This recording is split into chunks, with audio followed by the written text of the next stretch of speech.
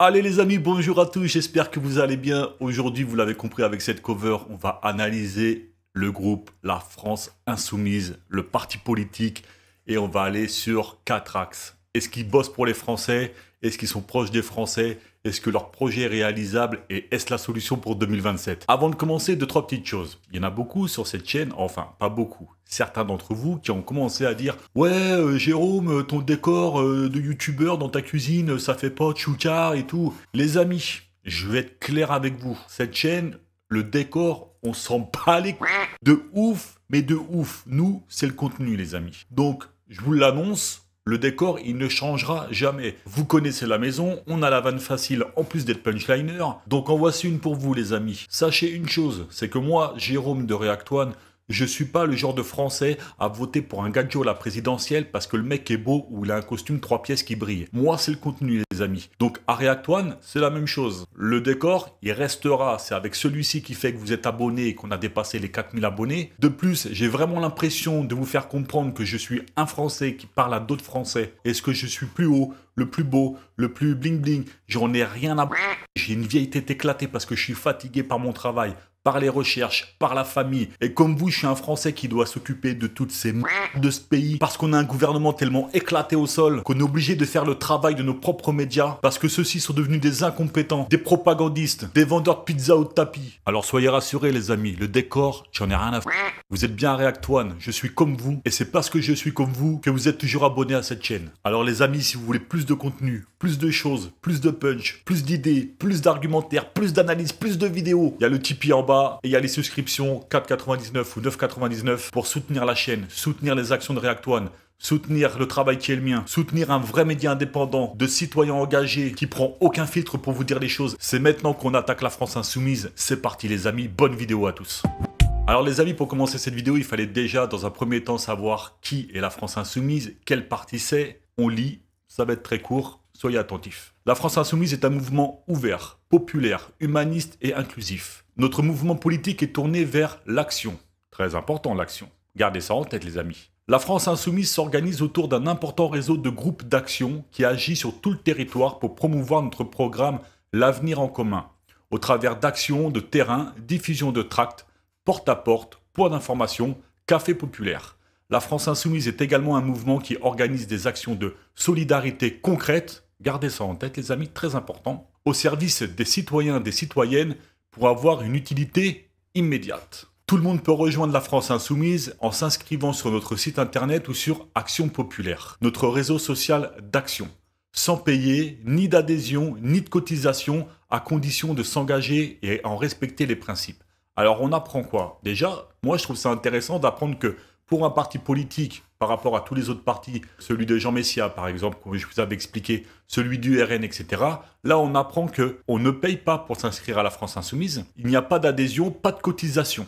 Donc déjà, pour un mouvement se dit populaire, un bon point, on va avancer. Depuis sa création, le fonctionnement de la France Insoumise a évolué en fonction des besoins et des objectifs des différentes séquences politiques et en s'appuyant sur les contributions des insoumis et sur les remontées effectuées lors des événements du mouvement, Assemblée représentative, convention, AMIF. Aujourd'hui, la France Insoumise compte plusieurs espaces, pôles ouverts à tous et à toutes, et s'organise autour de groupes d'action, notre réseau militant qui se déploie partout sur le territoire pour créer le maillage territorial nécessaire à l'action et à la diffusion de notre programme, de la coordination des espaces animés par des représentants ou des représentantes et des différents espaces et pôles de mouvement qui assurent la mise en œuvre de campagnes de mouvement, du conseil politique, espace d'échange et des orientations stratégiques et les campagnes du mouvement de la France Insoumise.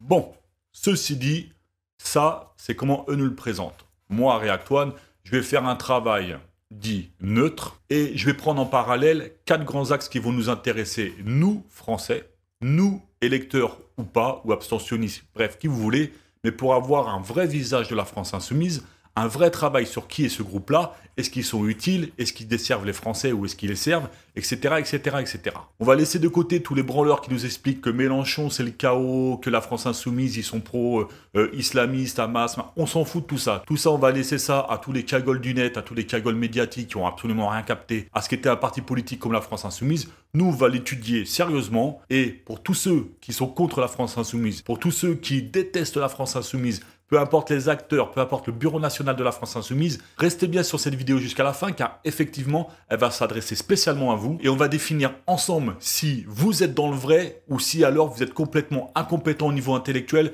pour comprendre le travail d'analyse qui va être le mien, le nôtre aujourd'hui. Alors avant qu'on démarre vraiment cette vidéo, il faut qu'on présente qui sont les Insoumis. Les Insoumis, c'est ceux que vous voyez sur la photo. Il y a forcément le leader Jean-Luc Mélenchon et autour de lui, il y a tout un panel de députés. Donc très rapidement, Mathilde Panot, présidente du groupe.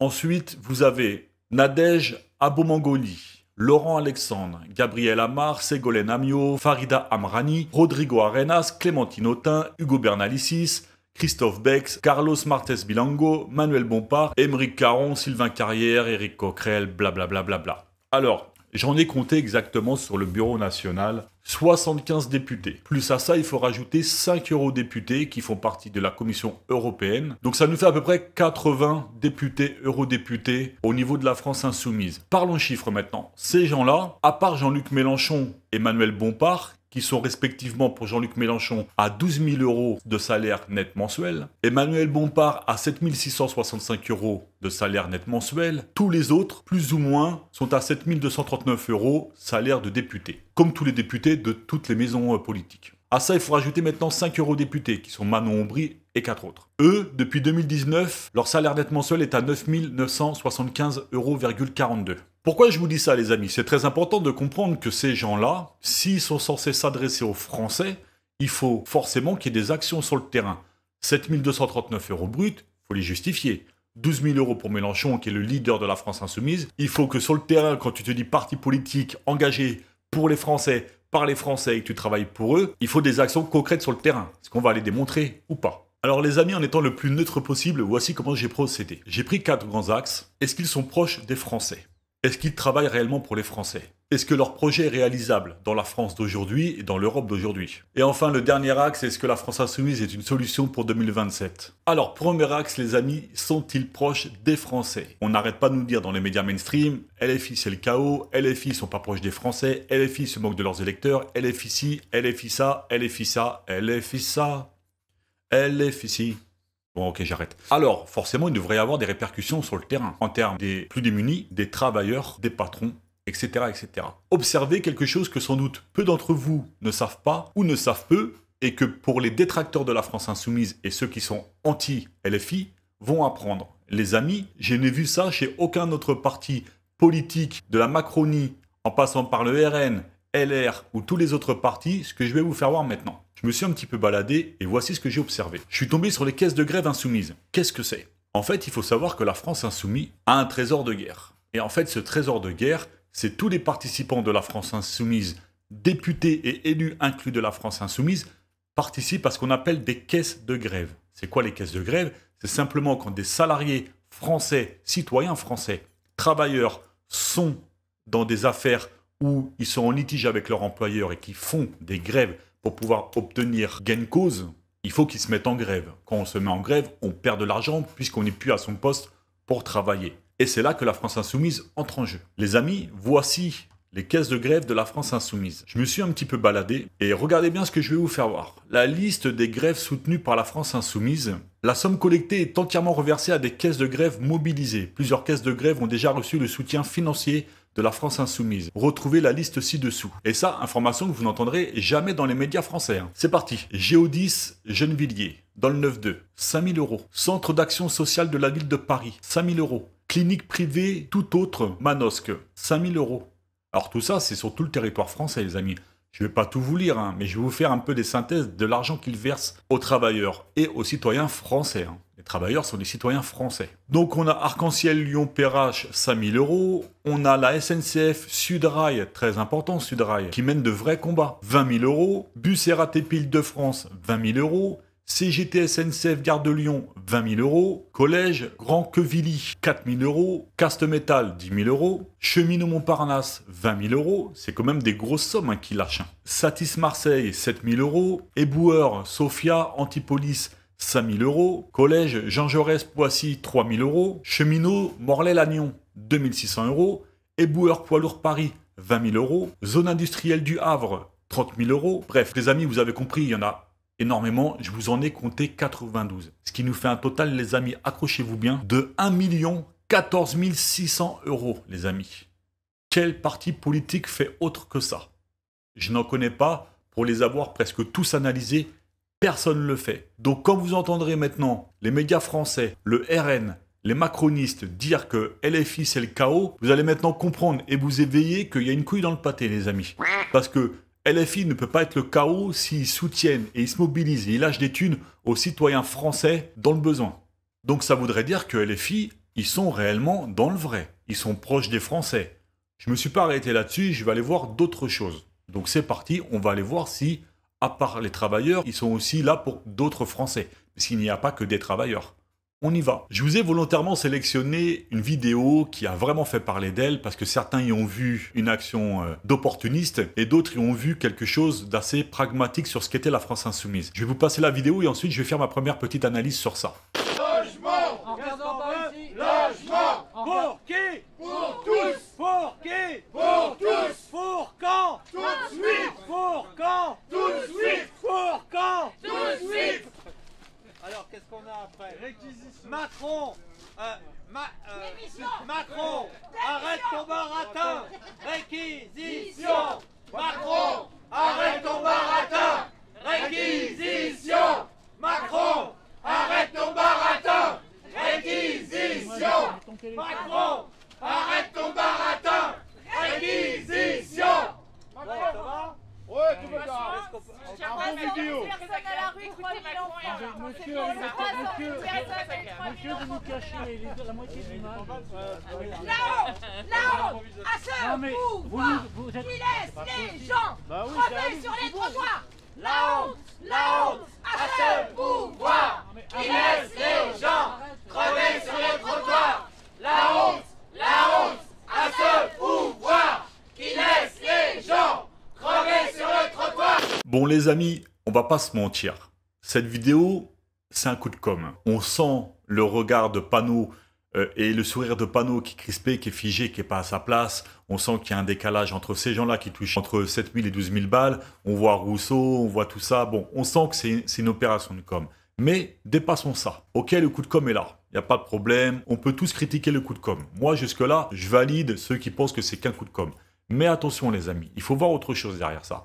Il faut voir la simple et bonne raison que pour un parti politique qui se dit être proche des Français, il faut faire le pas et des fois de temps en temps se ridiculiser. Enfin, se ridiculiser. Pour moi, c'est pas se ridiculiser parce que tu peux pas te mettre à la place d'un SDF et te dire que je vais être ridicule. Non. Là tu es dans le cœur du vrai et tu vis ce que eux vont vivre. Même si c'est le temps d'une photo, d'une journée, d'une soirée, etc., etc. Même si tu vas bouffer dans un resto avant ou après, on s'en bat les couilles. Ce qu'il faut retenir là-dedans, c'est que pour un parti politique qui se dit proche des Français, il faut que tu sautes le pas. Et que tu te mettes dans cette situation-là, voudrait dire que tu t'approches réellement des Français qui sont dans le besoin. Tu t'approches réellement des gens qui sont dans des conditions dures. Et de temps en temps, une piqûre de rappel comme ça, à des gens qui touchent un salaire immense comparé à des gens qui sont dans la rue, eh ben ça fait pas de mal de les voir de temps en temps goûter le béton. Parce qu'il n'y aura jamais autant un député crédible et dans le vrai de défendre les intérêts de gens qui ont vécu la même chose qu'eux. Vous comprenez ce que je veux dire? C'est qu'à l'heure d'aujourd'hui, un mec qui est ministre du Travail, qui s'occupe des bâtiments, ne sera jamais autant crédible que s'il foule les pieds sur un chantier et qui porte des parpaings. Le mec ne sera jamais autant crédible que d'être à la place d'un boulanger, de se lever à 4 h du matin pour ramer. Ne sera jamais autant crédible qu'être à la place d'une femme de ménage pour comprendre quelle est la difficulté du boulot dans lequel il fait. Et à ce moment-là, quand tu te retrouves à l'Assemblée nationale, oui, tu peux prétendre à défendre ces gens-là. Parce que ne serait-ce qu'une heure, ne serait-ce qu'un jour, ne serait-ce qu'une nuit, tu t'es mis à leur place.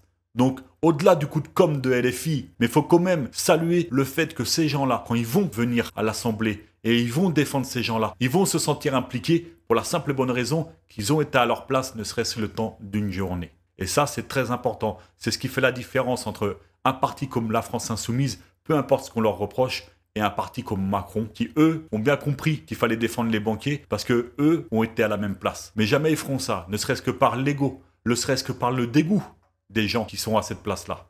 Donc petite parenthèse, je voulais absolument revenir sur cette vidéo qui a fait beaucoup parler, et moi quand j'ai vu ça, je me suis dit, ok, le coup de com' est là, on valide tous, mais il y a autre chose derrière. Et quand on met cet argument à l'analyse qui est la nôtre, à savoir s'ils sont proches ou pas des Français, ça leur fait un demi-point de plus. Avançons. On va aller voir maintenant deux députés que je trouve importants dans le parti politique La France Insoumise, à savoir David Guiraud et François Ruffin. David Guiraud, j'aime l'entendre sur des sujets précis qui sont durs. Exemple, celui que je vais vous faire voir maintenant, qui concerne d'une part les policiers et d'autre part les citoyens français et le conflit entre la confiance qui n'existe plus entre les policiers et les citoyens français. On va rassembler ces deux éléments-là et je vais vous passer une vidéo. On analyse derrière à savoir s'ils sont proches des Français ou pas. On se filmait où l'on voit cette voiture de police à coups de barre de fer. Il y a 4 policiers dedans. On apprend que 3 d'entre eux ont été blessés, légèrement, mais blessés quand même. Vous allez le voir, à un moment donné, on voit l'un des policiers qui sort brièvement du véhicule, arme à la main. Est-ce que vous condamnez, David Guiraud, ces images ? Moi, j'étais à Lille, vous savez, et je crois que dans le Nord, ça s'est bien passé. Oui, mais comme dans beaucoup de manifestations, justement, parce que je crois que aborder ce sujet-là avec un bandeau où il y a marqué manif anti-police et concentrer le débat sur ces 2 minutes qui sont malheureuses, mais sur ces 2 minutes d'événements où vous avez d'un côté elles sont choquantes, pardon, elles sont pas seulement malheureuses, elles sont choquantes. Mais concentrer le débat et entrer dans le débat de cette manière-là, c'est une stratégie délibérée qui vise à anéantir toute réflexion de la part des gens. Je le dis, à anéantir toute réflexion. Parce que ce qui s'est passé, par exemple, pour moi qui manifestais à Lille, ça ne correspondait pas du tout au traitement tel qu'on est en train de faire de cet événement. On a couvert les manifestations dans leur globalité, mais en revanche, quand il se passe un incident de la sorte quand même qui n'est pas anodin, on est obligé d'en parler aussi. C'est là où je ne suis pas d'accord avec vous. Vous êtes peut-être, vous pouvez vous sentir obligé d'en parler, c'est vrai que c'est un fait. Mais ça fait longtemps qu'on en parle. Moi, par exemple, j'étais dans une manifestation aux côtés d'une famille, la famille d'Amin Leknoun. J'aimerais bien qu'on parle autant que ces 2 minutes que vous avez mis, qu'on parle autant du fait, par exemple, que ce jeune homme qui a été tué il y a 1 an, l'enquête, elle patine, et qu'il y a des journaux qui ont fait des révélations sur cette enquête, sur pourquoi elle patinait. Et vous savez, ce sont vos confrères de Libération qui ont été convoqués par la police qui leur a mis la pression pour qu'ils révèlent leurs sources. Vous savez, vous, journalistes, que révéler ses sources quand on est journaliste, c'est jamais bon signe de la part d'un pouvoir quand il vous demande ça. De la même manière que j'étais avec une famille qui a été brisée. Et je dis parce que il faut entrer dans ces sujets-là avec des faits, avec une logique, avec une réflexion, pas avec des bandeaux manifs anti-police et des images de casse uniquement. C'était quand même un manif pas seulement anti-police, c'était aussi effectivement contre le racisme systémique, on le sait. Mais quand même, dans cette manifestation... Vous vous trompez, monsieur Ruquier. Bon, c'était pas une manif anti-police, c'était une manif pour la justice. Vous savez, il n'y a pas de slogan. Moi, par exemple, dans la manifestation de Lille, il y avait pas qu'on a entendu. Ça arrive, c'est pas mon slogan, mais c'était pas ça. Aujourd'hui, vous êtes en face d'une famille qui est brisée, qui est détruite. D'accord ? On vous appelle, votre gamin est mort à 2h30 du matin, on vous appelle à 9h. Vous vous demandez mais pourquoi il y a 7 heures d'attente entre les deux ? Vous vous demandez pourquoi le véhicule dans lequel a été tué Amin Leknoun, qui a été placé sous scellé, a été curieusement incendié et qu'on n'a plus accès à ce véhicule. Moi, je suis allé voir une famille, je vous le dis, je le redis, je veux mettre son nom sur la place publique là. La famille Leknoun. Amin Leknoun a été victime. Tué. Tué. Oui. Pas victime, tué. D'une balle dans le dos. Dans le dos, je préfère le dire aussi. Il n'y avait pas de risque de mort, je pense, pour cet agent de la BAC. Alors vous allez me dire, pourquoi Jérôme, tu nous as passé cette vidéo? On comprend pas. Bah pour la simple et bonne raison, les amis, que David Guiraud, élu député de la France Insoumise, a compris que être proche des Français, c'est pas seulement être proche des Français blancs, c'est être proche des Français qui ont une origine aussi. C'est comprendre que des franco-marocains, des franco-algériens, des franco-libanais, tout ce que vous voulez en termes de franco quelque chose, sont aussi français. Ne sont pas simplement que marocains, que algériens, que tunisiens, que libanais, que ce que vous voulez. Ils sont aussi français. Et ils sont citoyens français dans ce pays en 2024. Donc quand on se dit proche des Français, il faut être proche de tous les Français. Et c'est là, précisément là, que tu comprends quand tu es éveillé que la France dans laquelle on est à l'heure d'aujourd'hui, que la France insoumise serait les amis des islamistes, etc. C'est à ce moment précis que vous comprenez que vous faites preuve de malhonnêteté intellectuelle. Alors ça voudrait dire quoi? Ça voudrait dire que des gens comme Éric Zemmour, comme Jean Messia, ne seraient pas français. Et pourtant ce sont les mêmes qui font la guerre à ces gens-là. C'est pas cohérent, les amis. Donc, est-ce que la France insoumise est proche des Français? Je crois qu'on peut dire oui, les amis. Et on peut même aller au-delà de ça. C'est que la France insoumise est très proche des Français. J'ai sélectionné qu'une petite partie de tout ce qu'ils ont fait, de tout ce qu'ils font pour les citoyens français. Mais en vérité, on prend les gilets jaunes, les agriculteurs, tous les sujets de société depuis que Macron est au pouvoir en 2017, puisque la France insoumise a été créée en 2016. Donc, c'est-à-dire que création 2016, ils ont commencé leurs travaux politiciens d'engagement dès 2016-2017, au moment où Macron est arrivé. On peut dire qu'ils ont été proches des Français dès le départ, mais de tous les Français. Ok ?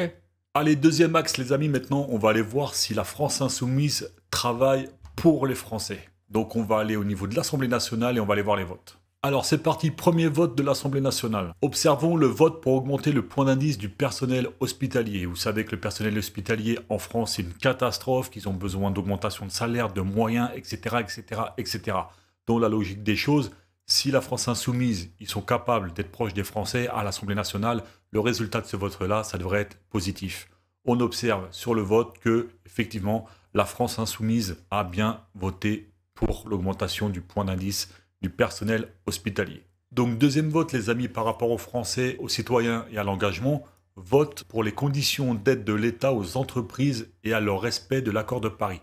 Qu'est-ce que c'est l'accord de Paris? Je vous montre tout de suite. L'accord de Paris, souvent appelé accord de Paris sur le climat, est un traité international sur le réchauffement climatique adopté en 2015. Il concerne l'atténuation et l'adaptation au changement climatique ainsi qu'à leur financement. L'accord est négocié par 196 parties lors de la conférence de Paris de 2015 sur les changements climatiques en France. Donc en gros, ça voudrait dire que pour que les entreprises puissent fonctionner dans des conditions qui respectent ces accords climatiques, l'État donne des aides à ces entreprises-là. Plus on donne d'aide, plus les entreprises font ce travail-là, plus le réchauffement climatique est impacté par le travail des entreprises. On voit que la France insoumise a voté pour. Donc c'est une bonne chose. Troisième vote les amis, vote pour encadrer les salaires de 1 à 20 dans l'entreprise. J'explique. Vous vous rappelez, dans l'analyse du RN, je vous expliquais pour encadrer les salaires de 1 à 20 dans une entreprise, c'est voir le salaire le plus bas, c'est-à-dire l'ouvrier non qualifié, voire l'intérimaire, jusqu'au salaire le plus haut en termes de cadre, et qu'il n'y ait pas une grosse différence en fait d'entre 1 et 20, entre celui qui est en bas à bosser comme un foufou, tu vois, et celui qui est en haut, les bras croisés, qui regarde le mec travailler comme un foufou. Donc, ce qui serait une bonne chose, d'accord? On voit que la France insoumise a voté pour. Encore une fois, bon point. Il travaille effectivement pour les Français. Ensuite, vote pour exclure les gros salaires de la prime de partage de la valeur. Qu'est-ce que c'est que la prime de partage sur la valeur? Je vous explique tout de suite. Donc pour la faire très simple, la prime de partage de la valeur, donc PPV, anciennement nommée prime de pouvoir d'achat ou prime exceptionnelle de pouvoir d'achat, en gros la prime Macron, est un dispositif socio-fiscal français permettant à l'employeur de verser chaque année une rémunération facultative à ses salariés, c'est-à-dire quelque chose en plus de son salaire, ce qui serait une bonne chose en vérité. Mais la petite douille, c'est que son versement dépend du bon vouloir de l'employeur. Donc, c'est pas une bonne chose de voter cette prime de la valeur. Il aurait effectivement fallu augmenter les salaires directement, ce qui a un vrai impact sur les citoyens. Là, ça dépend de l'employeur. Moi, je suis à mon compte, je vous dis la vérité, si je peux éviter de le donner à des salariés, je le fais. Imaginez-vous les entreprises et les grosses entreprises. Donc, sur ce vote précis, exclure les gros salaires de la prime de partage de la valeur, ça voudrait dire que, en plus des salariés qui reçoivent cette prime de valeur différée de leur salaire quand on veut bien leur donner, les gros salaires pourraient aussi avoir cette prime-là. Déjà qu'ils ont un gros salaire, si en plus on leur donne cette prime-là en fonction du statut dans l'entreprise. Ça voudrait dire que, en gros, pour vous la faire courte, les entreprises un petit peu sournoises vont plutôt donner ça à des gros cadres qu'à l'intérimaire qui est tout en bas. Moi, tout ce que Macron fait, tout ce qu'il dit, je me méfie tout le temps. Parce qu'à chaque fois, on se l'est pris dans le...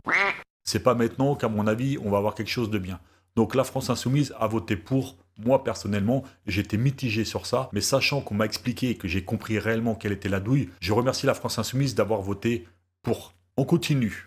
Crise Covid, gilets jaunes, on galère tous, on a tous des problèmes au niveau financier. Bref, les amis, il y a des problèmes partout en France. Donc ce qu'il aurait fallu, c'est avoir une régularisation et de geler les loyers jusqu'en 2024. Proposition qui a été faite par Clémence Guettet de la France insoumise.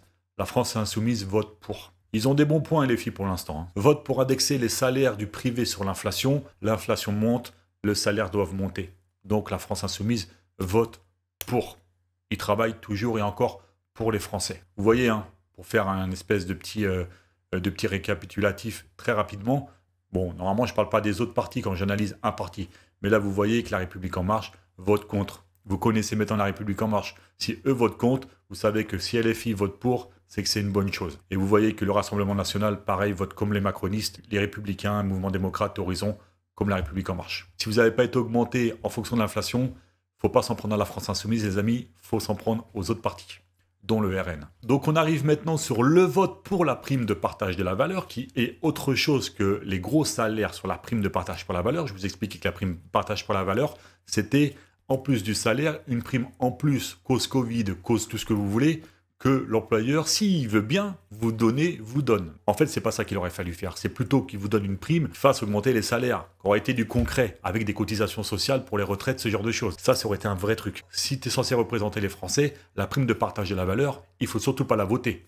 On voit bien que la France Insoumise ne l'ont pas voté. Donc, ils votent encore. Et pour les Français, là, on peut clairement dire qu'ils bossent réellement pour les Français. Eux avaient précisé qu'il fallait augmenter les salaires. Et ça a été tout leur combat. On leur donne encore le point.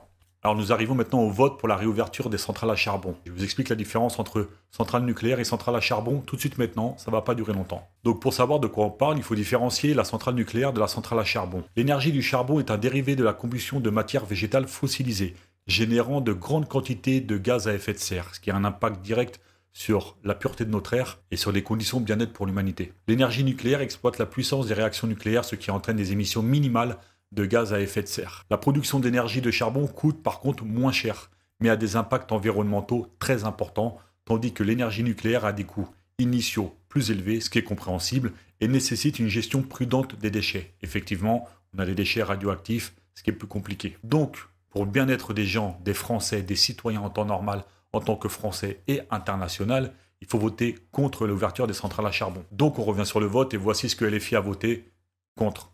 C'est une bonne chose, ils pensent à l'environnement, aux citoyens français et internationaux. Encore un point LFI les amis. Maintenant passons à la suppression de la redevance télé. Moi j'étais un peu perdu sur la suppression de la redevance télé, je ne savais pas exactement à quoi ça servait. Donc j'ai voulu écouter un acteur qui ne faisait pas partie de la France Insoumise me donner une explication neutre sur ce qu'était la redevance TV, pourquoi, pour quelles raisons. On y va, c'est parti. Bonsoir Fabien Gay. Bonsoir. Vous êtes sénateur communiste de Seine-Saint-Denis. Comment vos amis sénateurs voient cette suppression de la redevance audiovisuelle? Est-ce que vous étiez d'accord avec cette mesure? Vous savez que je suis aussi directeur de l'Humanité, donc nous sommes confrères. Et avec les communistes, nous défendons toujours le service public, et notamment le service public de l'audiovisuel.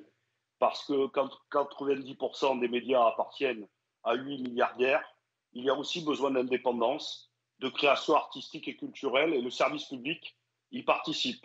Donc ce soir, je vous adresse à vous personnellement et à tous mes confrères de France Télé, à toutes celles et ceux qui travaillent à France Télévisions, mon plein et entier soutien. Et j'espère qu'au Sénat, évidemment, nous porterons un amendement pour revenir sur cette modification et j'espère qu'il sera adopté. Donc maintenant, on a l'explication claire sur la suppression de la redevance télé. Qu'est-ce qu'il faut comprendre les amis? Il faut comprendre que la suppression de la redevance TV, ça voudrait dire que si on supprime la redevance TV comme Macron a fait, donne le pouvoir à des milliardaires de pouvoir prendre le pouvoir sur la télé et imposer de par l'argent qu'ils ont injecté dans leurs propres médias de devenir majoritaire. Et du coup, on n'a plus de service public lié à la télévision. Donc du coup, le fait qu'ils nous informent avec neutralité, avec exigence d'analyse, avec pluralité et non avec une malhonnêteté intellectuelle, qui fait qu'en 2024, il y a autant de propagande sur les chaînes TV détenues par des milliardaires en faisant sauter cette redevance TV. Donc la France Insoumise, qu'est-ce qu'elle a fait? Elle a voté contre. Donc encore une fois, elle s'est mise auprès des citoyens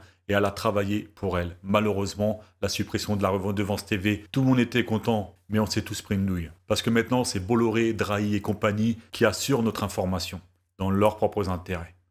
Voici ce qu'était la suppression de la redevance TV. On continue. Nouveau vote les amis, l'augmentation du SMIC à 1 500 € net. On travaille tous, d'accord? Pour ceux qui bossent, qui regardent cette chaîne-là, qui bossent, vous êtes tous pour normalement. Je veux dire, celui qui ne voudrait pas voir son SMIC augmenter net à 1 500 € et qui ose critiquer la France Insoumise, barre-toi, parce qu'en vérité, là c'est plus de la malhonnêteté intellectuelle, c'est que t'es complètement... Clairement, on va pas se mentir. Donc là, la France Insoumise a voté pour, ce qui est un acte précis, un acte loyal de penser tout de suite aux travailleurs et de leur dire « Les amis, on pense à vous, on travaille pour vous, on a voté pour ». Nouveau point pour la France Insoumise et d'où qu'il est important ce point-là. Donc nouveau vote les amis, comme je vous expliquais tout à l'heure, il faut que la France Insoumise s'adresse à tous les Français. Donc les SDF, les travailleurs, mais aussi les retraités. Donc là, nouveau vote pour revaloriser les retraites au niveau de l'inflation. Si l'inflation augmente, il faut que le niveau des retraités augmente également, ce qui est complètement logique en termes d'humanité. On voit que la France Insoumise s'est aussi adressée aux retraités et a aussi travaillé pour eux dans l'hémicycle et a voté pour, ce qui est encore une fois une très bonne chose. Nouveau point LFI. Décidément, le chaos, pas sûr que ce soit réellement eux. Nouveau vote les amis. Taxe de 25% des bénéfices des profiteurs de crise. On sait tous que pendant la crise du Covid, ils s'en sont foutus plein les poches, les industriels. Vous avez vu tous les prix qui ont augmenté, alors d'aujourd'hui, je t'invite à aller faire le plein d'un de tes caddies. À mon avis, tu ne le remplis pas le caddie. Ça coûte extrêmement cher. Donc, les profiteurs de crise, il faut bien qu'ils soient taxés au même titre que nous, on est taxés sur une inflation dont on ne sait pas d'où elle vient, dont on nous explique que c'est la guerre, etc., etc., alors que c'est absolument pas vrai. C'est que de la spéculation. Donc, si la France Insoumise travaille pour les Français, elle est censée voter pour. On voit qu'elle a voté pour. Encore une fois, les amis, le chaos travaille pour les Français. On continue. Dernier vote, les amis, forcément avec tout ça, quand on comprend que le gouvernement en place fait du sale à tous les niveaux, qui eux ne travaillent pas pour les Français, d'accord? Absolument pas, ça saurait. Sinon, ça ferait très longtemps que la France sortirait grandie de ce qui se passe, alors qu'on s'enfonce de jour en jour vers le chaos, qui lui est bien réel, et ce n'est pas la France Insoumise qui est au pouvoir. Donc, vote pour forcer le gouvernement à démissionner. On voit que la France Insoumise, qui sont proches des Français, qui veulent travailler pour les Français, peu importe ce qu'on dit d'eux, hein, moi je m'occupe des faits des votes, d'accord? On voit que la France Insoumise ont tous voté contre, au même titre que toute la NUPS d'ailleurs. Je vois les écologistes, je vois les députés, je vois le PS. Ils ont tous compris que le gouvernement Macron ne servait à rien, nous emmenait dans le mur. Ils se sont éveillés en disant il faut qu'on vote, le gouvernement a démissionné. Tiens, bizarre que le Rassemblement national, eux, n'ont pas voulu faire la même chose. Eux qui nous répètent sans cesse que le gouvernement fait n'importe quoi, qui sont prêts à gouverner la France, etc. Ce vote-là est très révélateur, les amis. Et amis du RN, je serai vous, je verrai ce vote-là, je zoukerai un peu chez moi. Quand je vous dis que le diable s'habille en Prada, pas pour rien. Donc les amis, est-ce que la France Insoumise travaille pour les Français? On peut clairement nous dire oui, ça s'est vu dans les votes. Troisième axe, est-ce que leur projet est réalisable dans la France 2024 d'aujourd'hui avec l'Europe d'aujourd'hui? Voyons ça les amis. Que nous dit la France Insoumise sur l'Europe? On a Manon Aubry, députée européenne, qui nous explique la souveraineté des peuples. C'est le premier combat des Insoumis, qui fustige un glissement autoritaire de l'Union européenne. Leur programme se réfère à la stratégie plan A, plan B, défendue par Jean-Luc Mélenchon à la première candidature. Pour commencer, le parti souhaite sortir des traités européens actuels. Il faudrait qu'il nous explique comment. Pour adopter un nouveau traité fondateur qui donnerait notamment le droit d'initiative au Parlement européen et garantirait l'harmonisation des droits sociaux et environnementaux par le haut. D'ici là, LFI propose de s'exonérer des critères de Maastricht, 3% de déficit public, et de bloquer la contribution française au budget européen, tant qu'ils ne sont pas revus. Le parti souhaite aussi dégager l'oligarchie européenne, limiter les lobbies privés, permettre aux citoyens de renverser la Commission et les eurodéputés, et aux parlements nationaux de bloquer un texte européen. Alors moi, ça les amis, sur le papier, je trouve ça grandiose. Maintenant, sur le terrain, ça va me poser 2-3 problèmes. On va reprendre point par point. Que la souveraineté des peuples soit le combat des insoumis, moi, ça, j'adhère. Étant de gauche souverainiste, je suis pour une sortie de l'Europe. Que ce soit avec les insoumis, sans les insoumis, ou n'importe quel autre mec de gauche qui va arriver avec le programme de la France insoumise, l'avenir en commun, mais avec une sortie de l'Europe. Pourquoi je dis ça et j'insiste là-dessus, là, les amis? C'est parce que quand j'entends LFI me parler, là, je vais être obligé de dire un petit peu la vérité sur la France insoumise. Les paroles, c'est bien, les actes, c'est mieux. Quand j'entends qu'un nouveau traité fondateur qui donnerait le droit d'initiative au Parlement européen, qui garantirait l'harmonisation des droits sociaux et environnementaux par le haut. D'ici là, la France insoumise propose de s'exonérer des critères de Maastricht. Moi, je veux bien, les amis, un moment qu'on arrive à l'Europe comme ça et qu'on dise, imaginons par exemple que la France insoumise débarque au niveau européen et explique à tous les autres pays que, stop, nous la France, si on ne revient pas sur les traités, on arrête de donner des thunes. On arrête de faire ci, on arrête de faire ça, on bloque tout et tout ça. Il faut être d'une part sacrément culotté, et deuxième part, il faut être sacrément en majorité au niveau européen pour faire ça. Le volet européen de la France insoumise, oui et non. Pour la simple et bonne raison que si ils arrivent en Europe et qu'ils décident de changer tout ça, et qu'ils sont en minorité, ça ne fonctionnera jamais. Si ils sont en majorité, ça pourrait commencer à donner des résultats. C'est pour ça que je suis mitigé. Mais pour ça, cette vidéo est faite exactement le 1er avril 2024. Il faudra attendre les européennes du 9 juin pour voir les résultats d'un début de changement. Pour la simple et bonne raison, les amis, que si personne ne va voter pour des députés insoumis au Parlement européen, on aura la même chose que les législatives. Ils seront minoritaires et ils ne pourront absolument rien faire. D'où l'importance des européennes du 9 juin pour LFI, qui sont très, très, très importantes. Allons faire un petit tour au niveau des sièges européens. Vous allez comprendre. Ça, les amis, c'est les sièges qu'il y a au Parlement européen, un peu comme l'Assemblée nationale. Plus il y a de députés, ce qu'on appelle des eurodéputés pour un groupe, plus il a de voix. On se comprend bien, les amis. Donc, Renaissance, ils ont 10 sièges. Mouvement démocrate MoDem, qui sont alliés à Renaissance, ils ont 6 sièges. Horizon, qui sont alliés à Renaissance, 2 sièges. Parti radical, qui sont alliés à Renaissance, 2 sièges. Le Rassemblement national, les amis, 18 sièges. Europe Écologie Les Verts, 9 sièges. Les Républicains, 7 sièges. Et la France Insoumise, 5 sièges. Mais, alliés à la France Insoumise, il y a la gauche républicaine et socialiste, le Parti socialiste, la place publique, la nouvelle donne, divers gauche, ce qui nous fait au moins 5, 6, 7, 8, 9, 10, 11, 12, 13. Donc, ça voudrait dire que LFI, s'il s'allie avec d'autres partis, pourrait peut-être être majoritaire au niveau européen. Mais pour ça, il faudra attendre, les amis, le 9 juin qui arrive. Il y a les votes pour l'euro.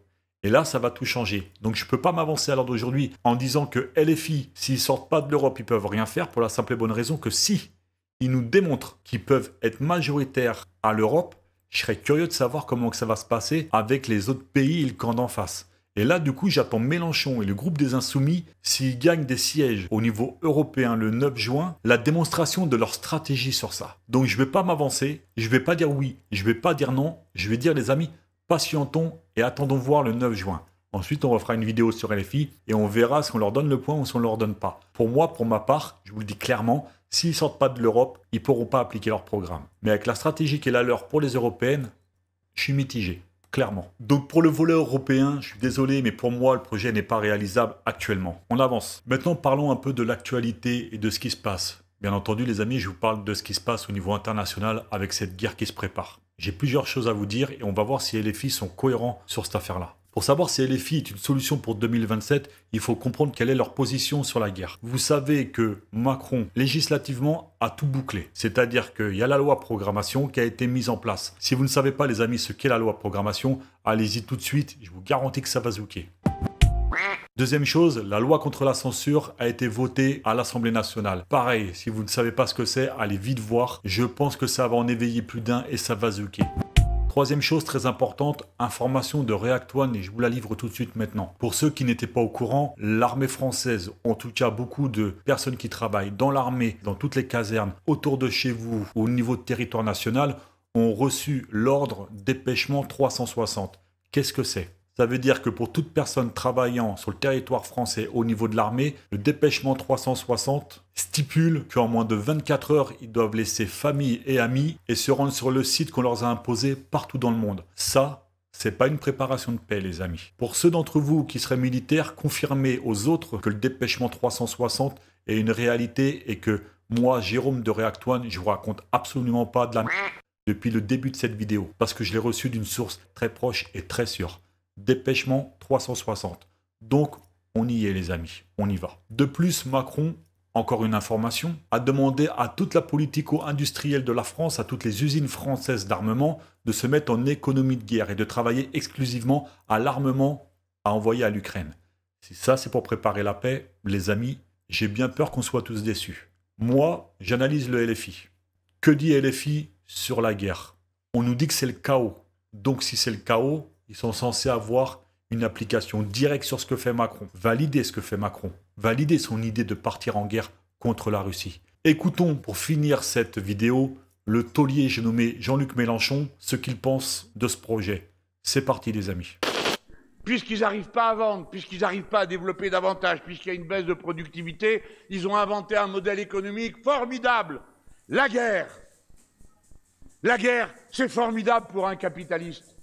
Vous fabriquez une bombe, il faut trouver du métal pour le faire, alors donc on vend du métal, on vend des actions, des mines, ensuite on fait on vend des machines, puis on fait la bombe, formidable, on jette la bombe sur les gens, ça explose pour en faire une autre, et vous avez des gros malins qui s'en vantent. Parce que s'ils veulent faire la guerre à Poutine, il faut quand même qu'ils y réfléchissent un peu. Hein, faut quand même se servir du truc gris là qu'on a derrière les os du crâne et les cheveux, ça s'appelle un cerveau. Mais si vous croyez que vous allez gagner une guerre sur le vieux continent européen en se confrontant à une autre puissance nucléaire, c'est que franchement, ça fait un moment que vous n'êtes pas servi de votre cerveau. Par conséquent, la guerre est la solution rationnelle. pour l'économie capitaliste, parce qu'elle fonctionne comme une courroie d'entraînement. Et en avant qu'il nous faut des gens pour ça, donc on donne des salaires, donc ils font des emprunts, donc ils font de la consommation, etc. La guerre est un rêve magnifique pour eux. Mais après, la conséquence, vous la connaissez. Des destructions, encore des destructions, tout et n'importe quoi. Et vous faites la guerre. Il y a 29 réacteurs nucléaires en Ukraine, dont celui de Tchernobyl, d'heureuse mémoire. D'accord, quand ça s'écroule et que le nuage part, il s'arrête à la frontière française. Mais quand même, par solidarité avec les autres, qui en bouffent avant, on pourrait peut-être penser que ce n'est pas une bonne idée. Et regardez bien que ça se passe à un endroit. Et qui ça concerne? Vous autres qui êtes dans le sens du vent et de la terre qui tourne, mais pas que. Parce que les centrales nucléaires, elles sont toutes au bord d'un fleuve. Et le fleuve, il a une mauvaise habitude, il va à la mer. Et la mer, c'est la mer Méditerranée. Et la mer Méditerranée, il y a 500 millions de personnes qui vivent autour. Par conséquent, un dingue qui déclenche un incident sur une des centrales nucléaires. La conséquence de ces actes, c'est sur 500 millions de personnes. Par conséquent, ce n'est pas une plaisanterie, ce n'est pas une série télé, ce n'est pas un jeu. Il faut tout faire pour empêcher la guerre. Voilà le chaos qu'on nous parle. Jean-Luc Mélenchon, merci d'être aussi éveillé dans ta façon de voir les choses. Effectivement, les amis, Macron n'a absolument pas de cerveau de vouloir nous sacrifier, nous, enfants du pays français, aller se battre pour ses intérêts économiques, sachant que ce mec-là n'a jamais absolument rien fait pour nous, le peuple français, avec tout ce qui nous est arrivé depuis qu'il est au pouvoir. Est-ce que c'est à moi de rappeler les choses? Les gilets jaunes, les retraites, tous les votes que je viens de vous faire voir, parce qu'il ne faut pas oublier que si LFI vote pour, le reste vote contre. N'oubliez pas une chose, les amis, pour moi, le chaos, ce n'est pas la France insoumise. Pour moi, le chaos, c'est ce qu'on est en train de vivre actuellement avec le groupe politique Renaissance d'Emmanuel Macron et tout son gouvernement. Dois-je vous rappeler la vaccination? Dois-je vous rappeler le confinement? Vous voulez vraiment faire confiance à ces gens-là, encore une fois? Je préfère faire confiance à Mélenchon. Donc pour résumer, les amis, est-ce que la France insoumise serait une solution pour 2027 avant une transition vers une nouvelle république? Je pense qu'on a tout intérêt à leur laisser dérouler le programme et à essayer de nous convaincre. C'est pour ça que je pense personnellement qu'il faudrait qu'ils passent pour faire toute la démonstration de ce que pourrait être une France gouvernée par LFI. Donc pour moi, est-ce une solution pour 2027? Oui, les amis, clairement. Donc je ne dis pas que je vais voter pour la France insoumise en 2027. Je ne sais pas ce que vous allez faire. Moi, j'ai simplement fait mon travail d'analyser les votes, d'analyser les actions, d'analyser les paroles. Je vous avais vu dans cette vidéo, je n'ai pas appris trop de discours de la France insoumise parce que je vous ai dit les mots c'est bien, les actes c'est mieux. Et je me suis fié aux actes. Et pour moi, la France insoumise remporte les 4 critères, en tout cas les 3,5, puisque j'ai un doute sur le projet européen. Mais on va les laisser nous convaincre pour le 9 juin. Donc les amis, voilà mon analyse sur la France insoumise. J'espère qu'elle vous a plu. N'hésitez pas, si vous voulez rejoindre React One, vous avez le mail dans la description. Vous avez le Tipeee pour faire un don. Vous avez tous les réseaux pour nous suivre. On est accessible. Je vous remercie à tous d'avoir regardé cette vidéo. Que la force soit avec vous tous. C'était Jérôme pour React One. Ciao, ciao.